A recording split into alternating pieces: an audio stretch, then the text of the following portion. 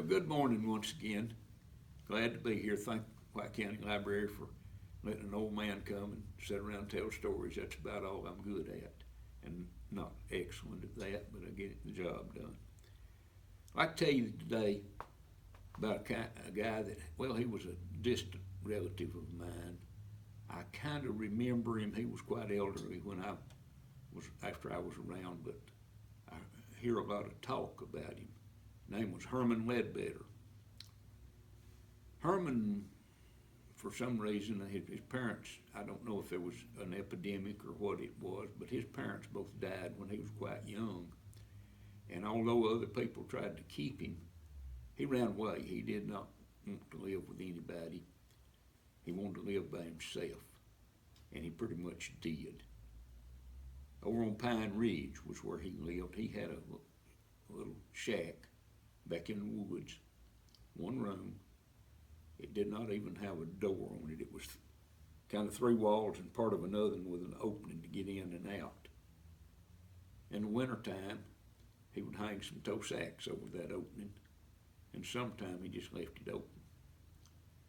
He slept in there, but he cooked outside. He had an old cast iron wash pot that he cooked in. Whatever he killed or caught, he cooked. It didn't matter to him if it was a snake, if it was a possum, a groundhog, whatever. He boiled it in that old wash kettle. And I think he did change the water sometimes, occasionally. Herman was, well, he wasn't what you'd say a Fifth Avenue dresser. He wore a pair of bib overalls, and that was pretty much it. In the wintertime, he would slip on an old flannel shirt. About every 3 or 4 years, he would go down in the valley to Adair's store. It was just an old general store set at the crossroads down there. He would go down there and buy a new pair of overalls and a new flannel shirt. That was the extent of his wardrobe. He would take off the old ones and throw them away or burn them or something because they had pretty well rotted off of him by then. And he would start wearing his new ones. Sometimes they got washed if he fell in a creek or something. This was the same time he had a bath. He would come to my grandparents' house sometimes, and if you were in the back of the house, they had quite a large house too. They had raised 11 children, so they had a large house. If you were all the way in the back of the house, when he came in the front door, you knew he was there. I mean, his aroma preceded him. But he was a relative, and my grandparents always tried to be cordial to him. I know my grandmother used to say that you need the clothespin on your nose if you was around Herman very much. But this was back quite a while before I was born, probably in the 30s. I'm not real sure.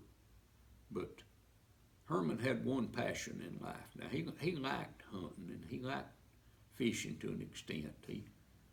But he would fish any way he could. He didn't use dynamite because he didn't know how to, but he was not above running a fish under a rock and hitting the rock with a sledgehammer and stunning the fish and dragging it back out or things like that. He wasn't afraid of anything. Fear was a strange thing to him, as you'll see in the story. There were a few cars around. They were mostly the A models and things of this nature. But this particular day, though, now down at his real passion, though, I skipped that part, but his real passion in life was playing checkers. This was something he had a world of patience. He'd sit and look at the board till you'd think he had gone to sleep before he'd make a move. Nobody could remember him ever being beaten in checkers. Well, a lot of people around in that community played checkers. It was a big thing back then. Down at Adair's store, there at the crossroads, they have a big checker tournament in the winter. month, they'd have a checker tournament every Saturday. They had boards all around over the store, quite a large building, and they had boards all around. And you would sign up, and Mr. Adair would keep up with it, and it's like a basketball tournament.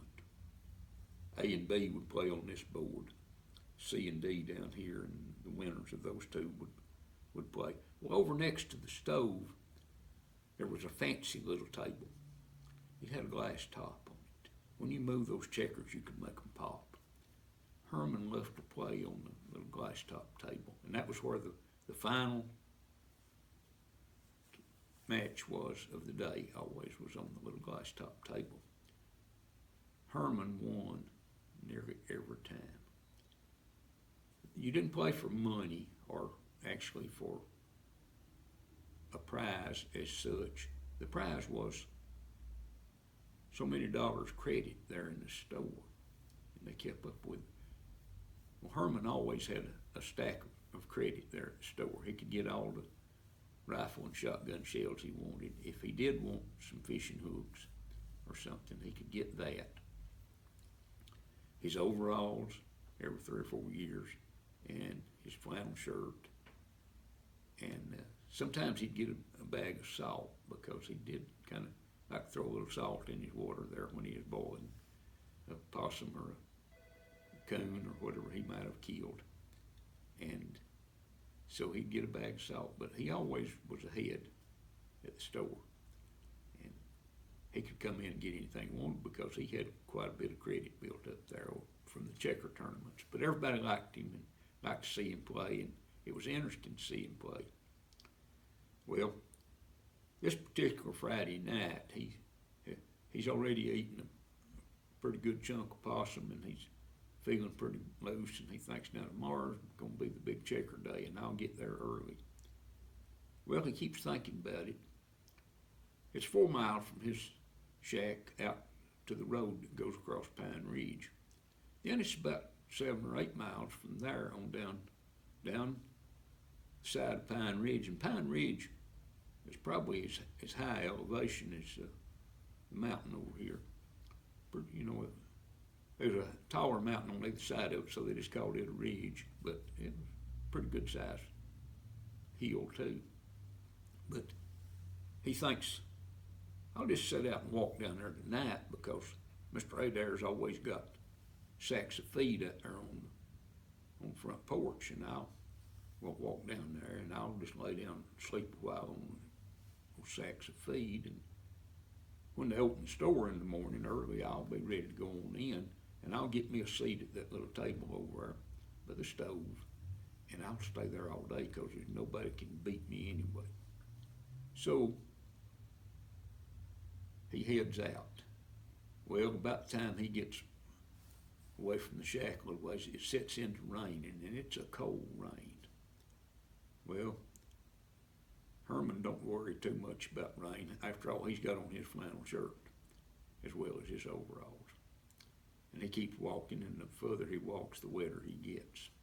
Barefooted, he never wore shoes in his life. He comes over to the road, and there's a big cedar tree there by the road. Well, it's not lightning that night. He's already checked that good. It's not lightning, so he gets under that cedar tree to knock the rain off of him to rest a while. And he thinks, I wish a car would come along. I'd flag me a ride down to the crossroads. Well, he sits, and it rains a little harder and a little harder, and he decides, I can't walk in this rain. The rain's just too hard for me. And finally, he sees a pair of headlights come over the top of the hill back here behind him. Very dim. Of course, lights then weren't like they are now on vehicles, but there's a pair of headlights, and they're coming down the hill toward him, but they're just moving real slow, just inching along. And he thinks, well, that car is going to take a while to get there, but if they'll let me ride, I'll be in the dry. Well, the car comes on down, but it's still moving, just barely moving, really, really slow. You could walk as fast as it's moving. Well, he gets out to the side of the road, and he waves, and it just keeps coming. anyway, it goes by. Well, back in those days, all vehicles had running boards on them. You know, you've seen them on four-wheel drive trucks, SUVs sometimes, things of this nature. Well, everything had running boards back then. Herman hops on the running board, opens the front door and scoots in, shuts the door and turns around to thank the man for the ride.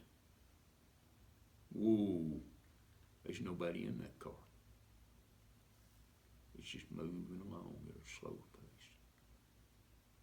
Herman is not normally afraid of anything, but now this kind of rattles him, and he says, "Oh, what have I done? What have I done? I've got into a car, and there's nobody driving it. What have I done? This must be a ghost car." And he kind of tried to feel where the driver should have been sitting, and there was nothing. It's a ghost driving this car, and I've got in it, and they might not even let me back out. I don't know what I'm going to do now. And he's scared to death. Well, the car picks up just a little speed because it's gone over a little hump there, and it's beginning to head downhill. All at once he thinks about this road goes down there, and then it makes a turn, and there's no guardrail on this road, and it makes almost a square turn around to the left. When we get there, it'll just go on over. And I'm a dead man. I'd better jump out of here while I can. Well, by the time he gets all this worked out in his head, it got down too far, and it's already pretty low over on this side. And he looks out, and he sees that if he jumps, there's not anything there. He's going to be falling a long ways. Oh, what am I going to do? What am I going to do now? I'll get killed right here. Well, the car keeps moving. It gets right to that curve. There's a big old long hand reaches in the window, turns that steering wheel. Right around the curve it goes. Herman says, "Whoo! I don't know where that hand come from, but I sure was glad to see it. Whew." Well, Herman's a slow thinker, you know, and it comes to him, there's another one on down here a ways, just about like that. But by the time he thinks of that, they're already getting too close to it to jump. Oh, I'm in for it this time. That won't ever happen again. Well, just as they get into the curve, the old hand comes in the window, turns that steering wheel. Car keeps moving. Right around the curve it goes. Whoo! I escaped death twice already here in just a few minutes. And it's pretty good road after this. Maybe I'll be all right. And he's still sitting tight in the seat, and he's hanging on, and he's scared to death. He's even got some tears running down his cheeks, making little tracks in the dirt there on his cheeks. And all at once, he finally thinks again, as Mr. Brown has a farm down here, and the road heads just right straight for Mr. Brown's barn. You'd think it was just going to run into it and makes a square turn. But between the barn and the road is a pond. Herman was by there a couple of years ago when they was cleaning that pond out. That pond is deep, very deep. Well, Herman's not a very good swimmer. Oh, wow. When we get down there, and the car's moving faster now, because it's steep there. When we get down there, it'll go through that fence, right into that pond, and I'll drown right there. This is the end of me right here. I wish I never had got in this car. And he's crying, and moaning and groaning, and just as they get right to that place where there's no more room, that hand reaches in, turns that steering wheel. They miss the fence. They go on down the road, and it's steep on down to the crossroads, and it picks up speed. Well, it's going to go on by the store. He can tell it's moving fast enough from coming off that last hill that it's going. But he gets all ready, and just as they go by the store, he throws the door open and jumps out. ka-wham right out in the mud and rolls and tumbles.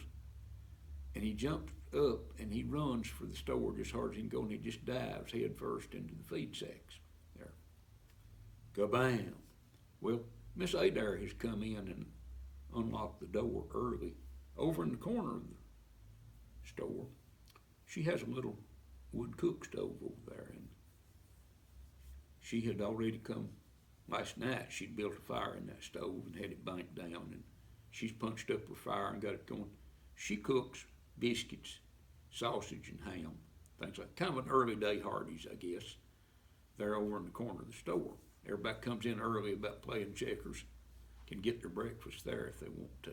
She's already got on a pot of coffee, and she's got some sausage frying and biscuits in the oven. And, oh, well, she hears this ka-wham out on the porch. What in the world? And she goes out there. Herman's laying up there in the feed sacks just squalling his eyes out. Herman, what's wrong with you? Ghost cars, I got killed. And he can't talk and make any sense. And she said, well, you're wet all over and muddy. Come on in here and sit by the fire. And maybe I'll be able, but I've got things on the stove I've got to see about. She gets him to come in, gets him a seat over close to the stove. Well, Herman's just sitting there shivering and crying. He is scared to death. Well, some of the people begin to come in to the store. Jones brothers, Fred and Hardy, they come in, and Zeke O'Shields and different ones.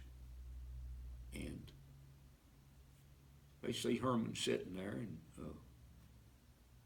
one of the Jones boys goes over and asks Miss Adair, said, what's the matter with Herman? She said, I don't know. He jumped in there into those feed sacks, and he's crying, and I can't make any sense out of it. Something about a ghost car or a goat car or something, and it like to kill him. And he's scared to death. Well, they get out there and start trying to talk to him. And they finally get that somebody has given him a ride in a car until he thought it was a ghost car, and he's scared to death. And so now say some of these guys are pretty tough. They wasn't afraid of anything either. And so Hardy Jones tells him, Herman, it's getting daylight out there. If there's been a car through here, it's left tracks because the ground's kind of wet. Oh, it'll leave some tracks. When it gets a little more daylight, we'll get out there and we'll track that thing to where it goes. And if there's somebody trying to scare you, they'll wish they hadn't, because we're not going to put up with that. Well, that gets Herman feeling a little better. Well, about that time, there's two men come in the door. It's the preacher from there in the community, Brother Bo Mullins, his son. Brother Bo's name is actually John. His son, John Jr., was with him. You've never seen two men any wetter and muddier in your life than these men are. They slip their boots off over by the door so they won't track on the floor. Well, while they're slipping their boots off, Brother Bo, he sees Miss Adair looking over toward him. He holds up two. He wants two of whatever she's got. It don't matter. He's cold and hungry and wet, and he's ready to eat something. They come on over by the fire to get warm. Herman's still sitting there. John Jr. stops and just dead in his tracks all at once. Dad. Brother Bo looks around. He says, right there's the peckerwood that hitched a ride with us when we was pushing that car in the rain this morning. So that's my ghost car story.